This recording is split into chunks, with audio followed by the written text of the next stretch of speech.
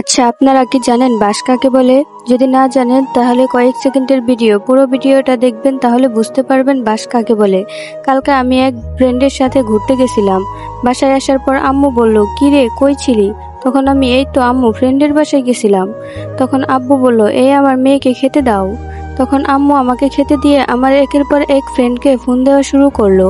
Phone দেওয়ার পর প্রথম তিনজনই ফ্রেন্ডই বলল, হ্যাঁ আন্টি, শারমিন তো এখানেই ছিল। আর দুইজন ফ্রেন্ড বলল, হ্যাঁ আন্টি, শারমিন তো একটু আগেই বেরিয়ে গেল।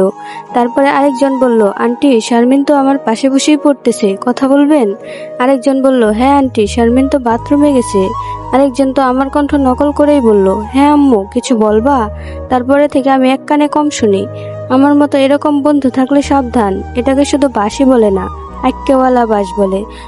তো ভিডিওটি আপনাদের কাছে কেমন লাগলো জানাবেন। আর ভিডিওটি যদি ভালো লেগে থাকে, ভিডিওতে একটি লাইক দিয়ে চ্যানেলটি সাবস্ক্রাইব করে যাবেন। এরপর থেকে আরো ভালো ভিডিও দেব ইনশাল্লাহ।